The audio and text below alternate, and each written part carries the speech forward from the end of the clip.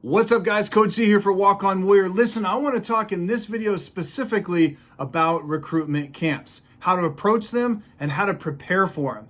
Understand that a recruitment camp is very vital to your recruitment and it can be a huge asset, but it can also be a situation where, listen, it's a money grab, or it's a situation where you guys don't understand that when you go into it, you're not prepared for it. So you end up being about the 80% of guys that go and are a part of these camps that don't get much out of it other than a cool t-shirt and maybe some swag and maybe a handshake and a picture with one of the main coaches. So what I want to do in this video is I want to talk about how you approach these recruitment camps. Listen, recruitment camps can be a money grab. Now, what does that mean? Division I schools have thousands of guys that show up to their camps, which means that you're not going to get a ton of communication with these coaches and you're probably not going to get a lot of eyeballs on you.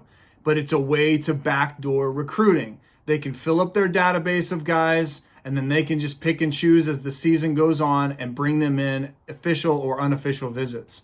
Listen, there's different types of camp attendees. I'm not going to talk specifically about that, but there are invitees, and then there's random guys that show up, which is about the 80 to 90% of guys. Now, listen, how can you approach this and how can you be prepared?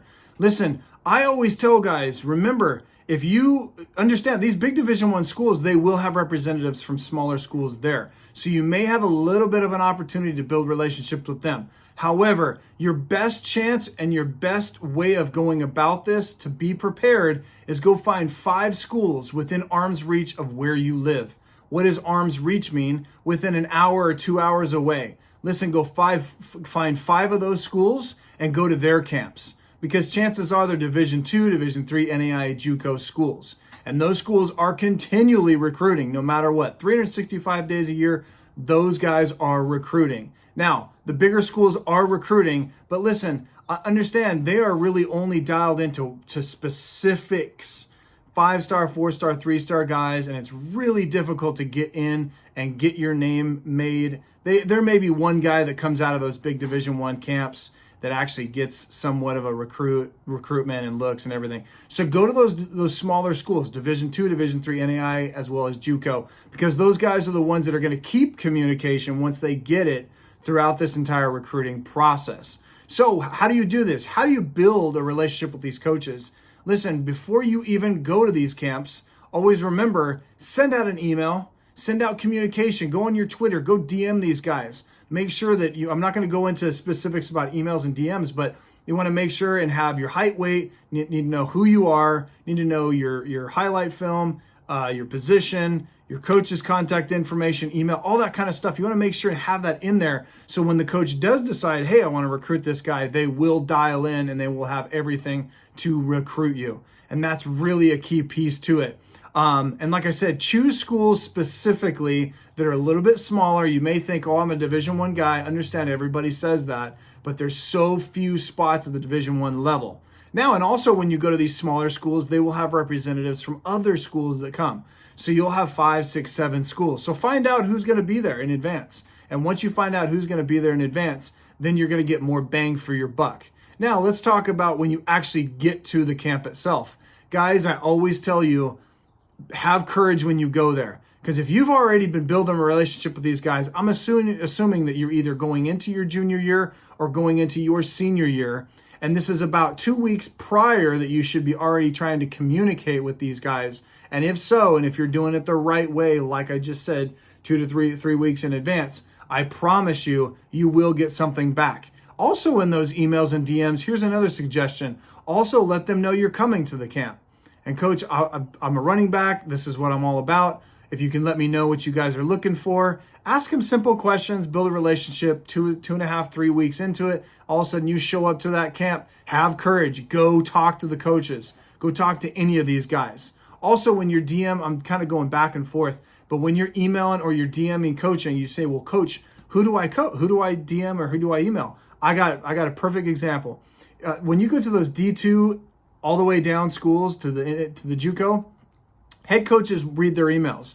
Coordinators read their emails. At the Division I level, very high chance that head coaches, coordinators, individual coaches most of them do not read those emails or those DMs, right? So if that's the case, then let's go to another option. Let's go to the player personnel. Let's go to the lower level coaches.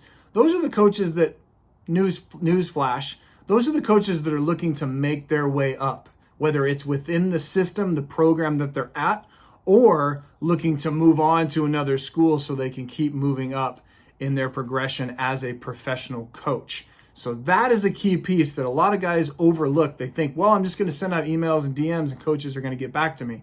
They will not. So go to the recruitment guys, a player personnel, or somebody that's a lower level person in that program, and chances are you'll get something back. Because if they run into a diamond in the rough like you, and they put that information out on a coach's desk, they're going to get more respect. They're going to get more trust. And that, therefore, they're going to get better and bigger responsibilities within the program. So with that said, when you go to these camps, immediately fill out your name. I get it. You got to do your attendance thing. But listen, go find those coaches immediately. If it's a single day camp, it's super important. And it's even more important if it's a 2-day camp. So when you go there, listen, go and say hi. This is my name. Meet them all. Meet every single coach you possibly can meet. Be in constant contact throughout the entire camp. But go meet them. This is me, coach. This is my position. What are you guys looking for? I'm coming to ball out for you. Let me know if there's anything you need throughout this whole thing. Shake their hand. Look them in the eye. Build a good first impression. It's everything into this whole recruiting process, because coaches want guys that are going to come into their program that have respect. Guys that are going to do it the right way, academically, on the field, off the field. Coaches want to bring guys in that they can still develop, but they want guys that can be developed, right? If you're somebody that comes in and just has an attitude the whole time, they can't really do much for you. They don't want to have to deal with anything more than what they have in front of them when you get on their campus and start playing for them. So with that said, now the camp is progressing. Now you're playing. Now you're going out and doing one-on-ones. You're doing all the different drills. Here's one thing I see a lot of campers do, and I've interviewed many campers in the past, or kids that have gotten scholarships to move on. One thing they did differently is in between, when they had a gap of time, when they get a shot of water, whatever, they always went over to coaches. They were always around those coaches. Those coaches knew who they were. So no matter where you are, what you're doing, make sure that you're constantly just kind of, bumping coaches or just messing around and having a good time, but also trying to get to know them so they know who you are. The old cliche saying is it's not about what you know, it's about who you know. I got news for you. It's about who knows you more importantly than you know them. So it's all about being in front of them and getting your face in front of them throughout this entire camp. Now, if it's a 2-day camp, I would say this: you're staying overnight.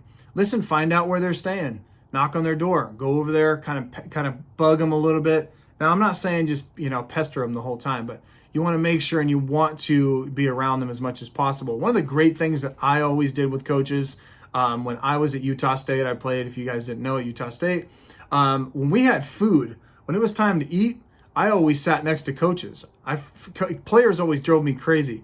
And players always were like, what the heck's he always doing with coaches? Listen, it builds favor with coaches, right? You get to know them. I still know a lot of my coaches to today. So all the way the coaches are in the NFL, they're all over the place. I still have contact with them. I'm just being a good person and building a relationship with them. So that's a huge thing, and trying to build that communication and so on. And then once the camp is over, this is what you do when the camp is over. When the camp is over, go meet all those coaches again, shake their hands, say, Coach, is there anything that you want me to get better on, get to working on, so on and so forth. They're going to say get bigger, get faster, get stronger, academics, all that kind of good stuff. So think of it in terms of that, but also you're kind of having an exit, a nice exit, a lasting impression. And then within 3 to 5, no later than 7 days, which is a week, I would send out more DMs and more emails with a thank you DM. Thank you, Coach, for letting me come and be a part of your camp. I really appreciated your camp. You guys were great, had a great time, got better, say a lot of positives, and look forward to being in communication with you further. Now, that's me just kind of giving a summary of what I think is very important to be putting in those emails. But that's what you want to do, and you want to be in constant contact, because if you don't, then those coaches are going to, over time, they're just going to kind of forget about, oh, well, okay, well, yeah, I think I remember him. No, you want guys to be like, dude, I know who that guy is. Here's another little tidbit and final thought. When you're doing that, remember these coaches aren't just staying at the schools they are at. A lot of things happen. So we talk about the portal a lot of times, how kids will bounce from school to school. Coaches will bounce from school to school. So if you have a lasting impression and say it isn't a Division I school that you're talking to this guy, say he's at a D2 or NEI or whatever it is, guess what? He could get a job at a Division I. So within 2 or 3 months, all of a sudden he says, wait a minute, there's this guy over at this camp, and then they reach out to you. Now you're a Division I player. There's a lot of things, a lot of moving parts that can happen, but make sure you follow what I just mentioned to you, because if that is the case, you will be in a very, very good situation to be the most successful and be put in the right position you should be in to get recruited and get the best recruitment you possibly can and save time and, most importantly, save money. And I always finish out these videos this way. It's not about me, it's about you guys. See you guys in the next episode.